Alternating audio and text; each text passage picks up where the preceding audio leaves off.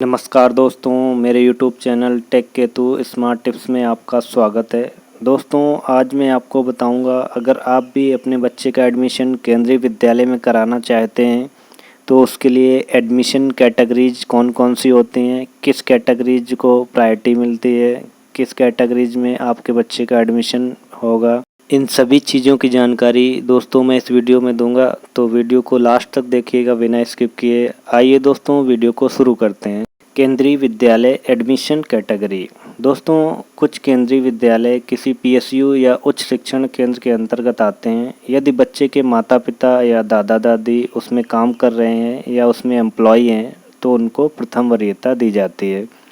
इसके बाद में category 1, category 2, category 3, category 4 and category 5 को देखा जाता है। दोस्तों, सबसे पहले हम जानेंगे कैटेगरी 1 में कौन कौन से लोग आते हैं। सेंट्रल गवर्नमेंट एम्प्लॉय के बच्चे कैटेगरी 1 के अंतर्गत आते हैं और एक्स सर्विसमैन के बच्चे भी इस कैटेगरी में आते हैं। एडमिशन के लिए इनको फर्स्ट प्रेफरेंस मिलती है, यानी कि सबसे पहले इनको एडमिशन के लिए कंसीडर किया जाता है। दोस्तों, अब हम जानेंगे कैटेगरी 2 में कौन कौन से लोग आते हैं। तो दोस्तों, कैटेगरी 2 में सेंट्रल गवर्नमेंट ऑटोनमस बॉडी आती है, जैसे autonomous bodies PSU, institute of higher learning of the government of India, ये सभी कैटेगरी 2 में आते हैं। दोस्तों, अब मैं आपको बताऊंगा ऑटोनमस बॉडीज क्या है। स्वायत्त संस्थान जैसे कि असम यूनिवर्सिटी, अलीगढ़ मुस्लिम यूनिवर्सिटी, इस तरीके के बहुत से ऑटोनमस बॉडीज होती हैं। इनके बच्चों का एडमिशन कैटेगरी 2 के अंदर होता है। दोस्तों, अब मैं आपको बताऊंगा पीएसयू क्या है, यानी कि public sector undertaking.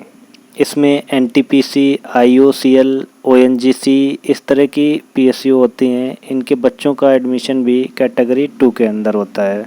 Institute of higher learning of the government of India, जैसे कि आईआईटी मुंबई, आईआईएम, जो इस तरीके के इंस्टीट्यूट होते हैं वह हायर लर्निंग के इंस्टीट्यूट होते हैं।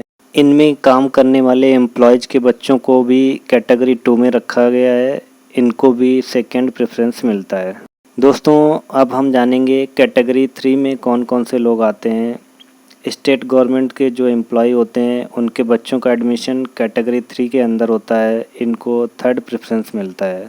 दोस्तों, इस कैटेगरी में स्टेट गवर्नमेंट के ट्रांसफरेबल एंड नॉन ट्रांसफरेबल दोनों प्रकार के एम्प्लॉयज़ के बच्चे आते हैं। दोस्तों, अब हम जानेंगे कैटेगरी 4 के अंतर्गत कौन कौन से लोग आते हैं।